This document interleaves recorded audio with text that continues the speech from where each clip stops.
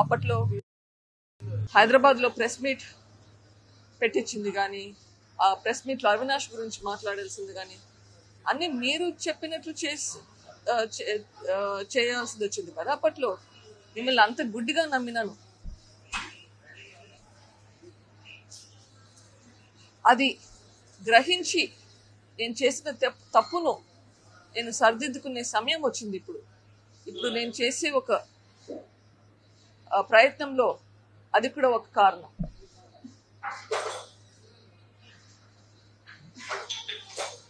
ఇప్పుడు మొన్న రవిమామ ఎమ్మెల్యే గారు, కమలాపురం ఎమ్మెల్యే గారు కూడా ఇదే మాట అంటున్నారు. నేను వాళ్ళ ట్రాప్లో పడ్డానంట. ట్రాప్లో పడింది ఎవరు? నేను పడ్డాను, ప్రజలు కూడా పడ్డారు ట్రాప్లో. ఎవరినైనా ఒక్కసారి మోసం చేయొచ్చు, పదే పదే మోసం చేయలేరు. ప్రజలను కూడా పదే పదే మోసం చేయలేరు. ఒకసారి మోసం చేశారు. ప్రజలకు కూడా తెలివైన వాళ్ళు, వాళ్ళకు కూడా నిజమేంటి అనేది తెలుస్తుంది, గ్రహిస్తారు. వాళ్ళ మంచి కోసం, వాళ్ళ శ్రేయస్సు కోసం, వాళ్ళ పిల్లల శ్రేయస్సు కోసం ప్రజలు కళ్ళు తెరుచుకొని చూస్తారు అని నాకు నమ్మకం ఉంది. ఎందుకంటే ఇది వాళ్ళ ఫ్యూచర్కి సంబంధించింది. ప్రతిసారి మోసపోలేరు ప్రజలు. మీ ఎమోషనల్గా మాట్లాడే మాటలతోటి ప్రతిసారి అందరినీ మోసం చేయలేరు. జాగ్రత్తగా ఉండండి.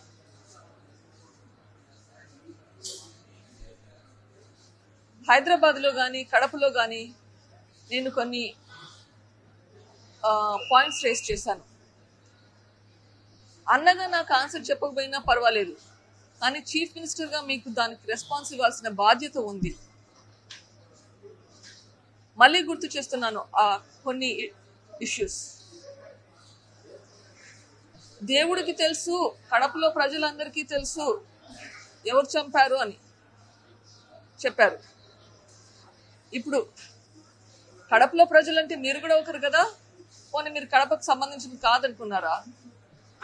సో కడపలో ప్రజలకు తెలిసిందంటే కదా మీకు కూడా తెలిసినట్లే కదా ఎవరు చంపారు, అట్లా ఎవరు చంపించారు అని కూడా తెలిసిండాలి కదా. మరి అది ఎందుకు బయట పెట్టడం లేదు? ఇది చెప్పాల్సిన బాధ్యత మీకుంది చీఫ్ మినిస్టర్గా. అవినాష్ని కాపాడుతున్నాడు అని చెప్తున్నాను. ఎందుకు కాపాడుతున్నారు ఇది చెప్పాలి. ఈ ప్రశ్నకు జవాబు రావాలి. అవినాష్ గురించి ఇన్ఫర్మేషన్ బయటకు వస్తే ఇంకా వేరే ఏమేమి వస్తాయని భయపడుతున్నారా? అంత భయం ఎందుకు మీకు? ప్రజలు అర్థం చేసుకోవాలి ఎందుకు భయపడుతున్నాడు.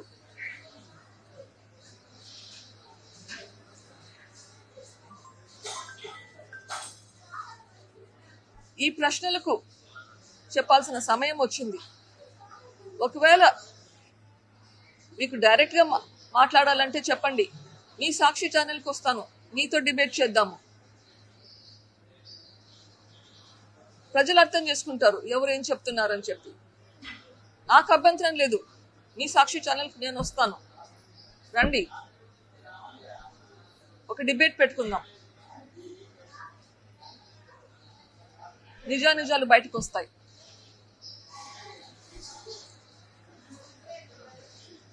ఇంకొకటి ముఖ్యంగా, ఈరోజు ఇడుపులపాయలో షర్మిల గారు పోటీ చేయబోతున్నారని అనౌన్స్ చేయడానికి ప్లాన్ చేస్తున్నారు. I congratulate her. మా నాన్నగారు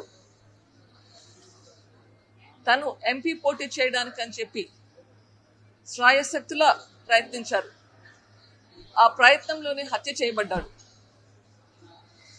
సో ఈరోజు తను ముందుకెళ్ళి అది చేస్తుంది అంటే అది చాలా నాకు చాలా ఎమోషనల్గా it's very important moment.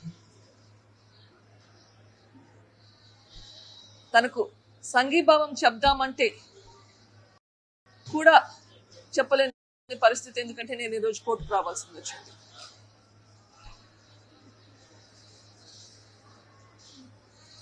Peddanna YS Rajasekhara Reddy గారు చనిపోయినాక మీరు జైలుకు పోయినప్పుడు 2012 సంవత్సరంలో బై ఎలక్షన్స్ లో 18 ఎమ్మెల్యేలు ఒక ఎంపీ పోటీ చేస్తే మీరు లేనప్పుడు తను క్యాంపెయిన్ చేసి తను కష్టపడి ఆ ఎలక్షన్ లో 15 మంది ఎమ్మెల్యేలను ఒక ఎంపీని గెలిపించేలా కృషి చేసింది. అప్పట్లో మేకపాటి గారు సుబ్రహ్మరెడ్డి గారి మీద 2 లక్షలకు పైగా ఓట్లతో గెలిచారు. అది ఎలా మర్చిపోయారు? తర్వాత మీరు జైల్లో ఉండగా మరో ప్రజా ప్రస్థానమని ఎండనక వాననక నెలలు తరబడి ఇంట్లో లేకుండా పిల్లల్ని ఇంట్లో వదిలిపెట్టేసి మీ పార్టీని నిలబెట్టింది. కానీ అంత కష్టపడి నిలబెట్టినాక మీరు జైలు నుంచి బయటకు వచ్చాక తను ఇంకా పవర్ఫుల్ అవుతాదని భయపడి మీరు తనను పక్కన పెట్టారు. అన్న కోరిక మీదుగా తను గమ్మునుండిపోయింది. ఎప్పుడైనా కానీ మళ్ళీ మీరు పిలిచినప్పుడు వస్తుంది, మీకు హెల్ప్ చేస్తుంది. మళ్ళీ 2014 ఎలక్షన్లలో క్యాంపెయిన్ చేసింది మీకోసం. 2019 ఎలక్షన్లలో బాయ్ బాయ్ బాబు క్యాంపెయిన్ అందరికీ గుర్తుంటుంది. ప్రజల గుండెల్లో బాగా నిలిచిపోయింది. అట్లా క్యాంపెయిన్ చేసి మీ పార్టీని గెలిపిస్తే మళ్ళీ పక్కన పెడతారు. అది మీరు తనకిచ్చింది.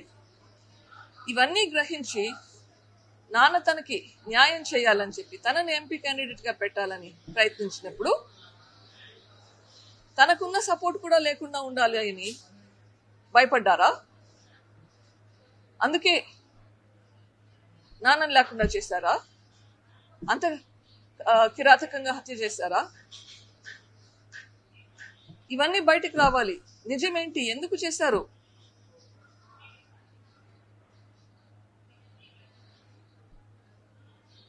అగైన్ ఈరోజు షర్మిలా గారికి నా సంఘీభావం చెప్తూ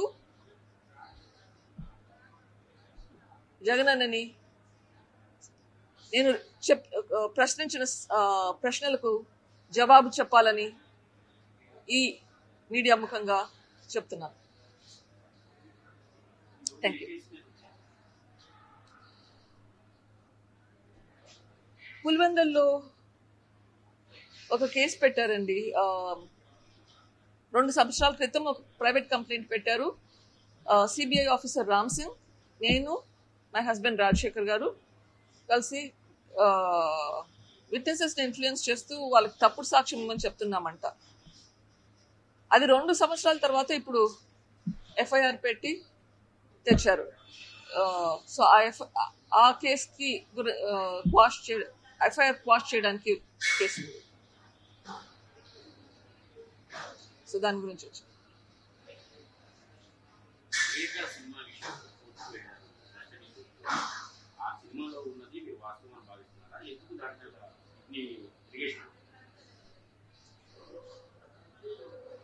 అది సినిమా అనాలో డాక్యుమెంటరీ అనాలో ఏమనాలో నాకు తెలియదు. అది ఎవరు చేశారో ఎప్పుడు చేశారో కూడా అసలు ఎవరు చేసినా కానీ చాలా ధైర్యంగా చేస్తారు. దాంట్లో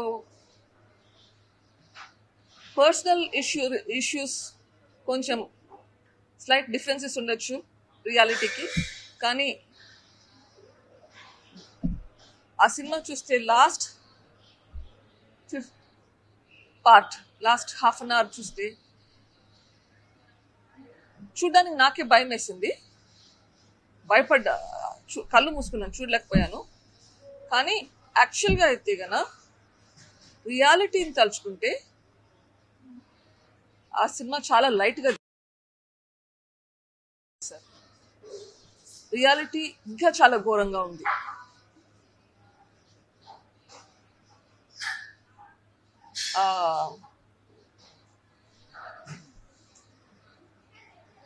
అది చూస్తే ప్రజలు ఎట్లా రిసీవ్ చేసుకుంటారో కానీ నాకు మాత్రం చాలా బాధేస్తుంది.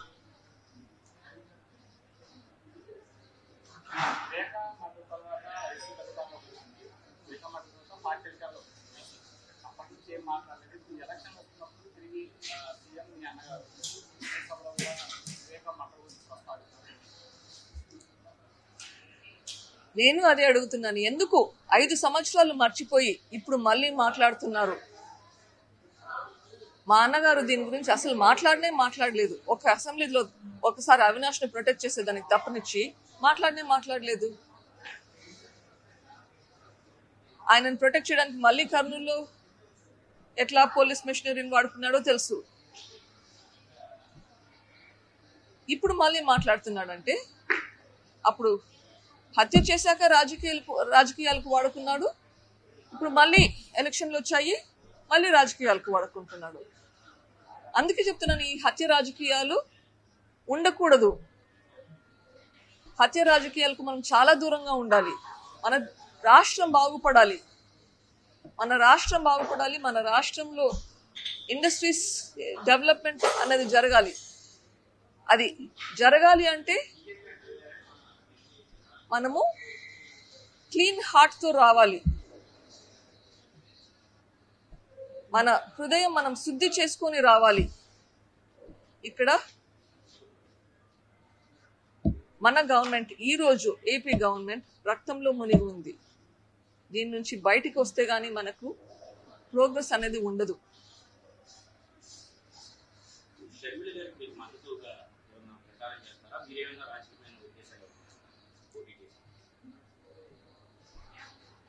నేను ఎప్పుడు పాలిటీషియన్ కాదండి. ఇప్పుడు ఎందుకు బయటకు వచ్చాను? ఇప్పుడు జరుగుతుండేది తప్పు కాబట్టి బయటకు వచ్చాను. ఇన్ని రోజులు కూడా 5 సంవత్సరాలు కూడా పోరాడుతున్నాను. కానీ ఈరోజు బయటికి రాకుంటే మళ్ళీ ఈ గవర్నమెంట్ వస్తే ఇదే విధంగా ఇంకో 5 సంవత్సరాలు వస్తే పర్సనల్గా నాకు మంచిది కాదు, మన రాష్ట్రానికి కూడా మంచిది కాదు. So that is my goal. Yes, నాన్నగారికి ఆశ ఉండేది షర్మిలాని ఎంపీ చేయాలని చెప్పి. That is a fact. Thank you.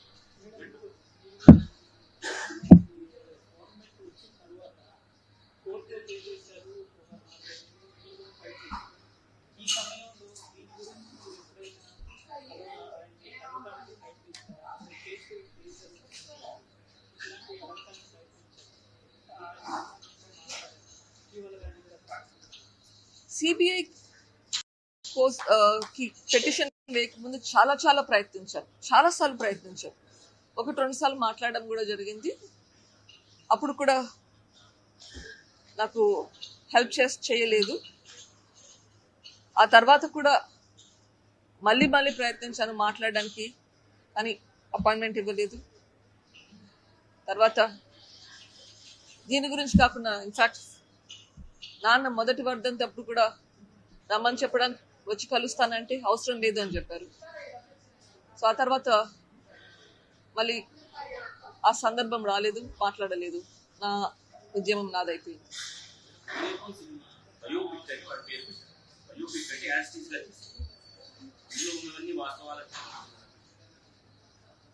ఇది సిబిఐ ఛార్జ్ షీట్ ఆధారంగా చేసినారు అంటున్నారు. ఆబ్వియస్లీ వాళ్ళకి ఏం అర్థమైందో దాని ప్రకారం చేసుంటారు. అగైన్ దాంట్లో ఫైనల్గా ఏం చేశారో చూస్తే, ఎట్లా హత్య చేశారో చూస్తే, రియాలిటీతో కంపేర్ చేస్తే నాకు అర్థమైనంత వరకు ఇంకా ఎక్కువ క్రూరంగా నాన్నగారిని హింసించారని నాకు అనిపిస్తుంది.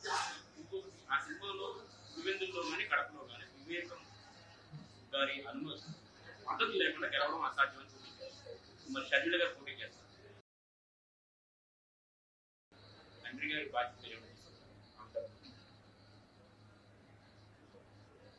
బాధ్యత అన్నది పెద్ద పేరండి, నాకు అంత కేపబిలిటీ లేదనుకుంటాను.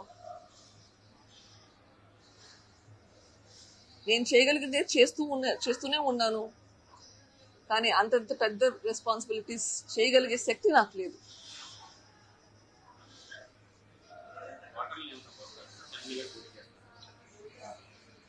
షర్మిల నా చెల్లెలు. షర్మిల గోల్ నా గోల్ చూస్తే both are goals are the same. మా పోరాటం రిజల్ట్ ఇప్పటికైతే సేమ్ ఉంది. దీనికంటే నా పోరాటం ఇంకా ఎక్కువ ఉంది. ఇప్పట్లో ఒక స్టెప్ మాత్రమే ఈ గవర్నమెంట్ పోవాలని చెప్పి నా పోరాటం ఇంకా పైన ఉంటుంది. తన పోరాటం ఆ తర్వాత తనకు వేరే పోరాటం ఉంటుంది. బట్ ఈ రోజు మా ఇద్దరికి ఒకే గోల్ అయితే ఉంది. ఓకే, ఆ గోల్ రీచ్ అవ్వడానికి ఏం చేయాలో అది చేయాల్సింది.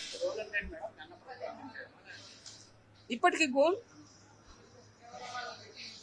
ఫస్ట్ అవినాష్ రెడ్డిని ఓడించాలి, వీలైతే జగన్ అన్నని ఓడించాలి, వైఎస్ఆర్సీపీ రాకూడదు. అవినాష్ రెడ్డి ఓడిపోవాలి, అది ఖచ్చితంగా జరగాలి.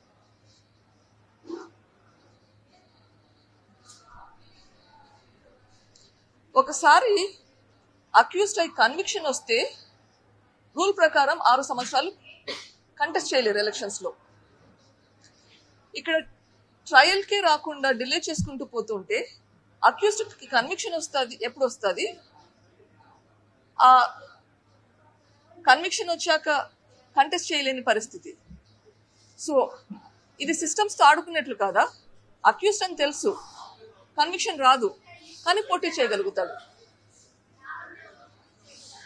రైట్? సో మనం సిస్టమ్స్ అన్ని డిలే చేసుకుంటూ పోతే, ట్రయల్స్ డిలే అవుతూ ఉంటే మళ్ళీ గెలుచుకుంటూనే పోవాలనా? అది తప్పు, న్యాయపరంగా కూడా తప్పే కదా. ఎగ్జాక్ట్లీ, నేరస్తులు ఉండకూడదు. తప్పించుకుంటూ పోతూ ఉంటే అట్లే ఇంకోసారి గెలుస్తారు, ఇంకోసారి ఎలక్షన్లో గెలుస్తారు. సిస్టమ్స్ ని వాడుకుంటుంటారు వాళ్ళ ప్రయోజనాల కోసం వాళ్ళే. Thank you.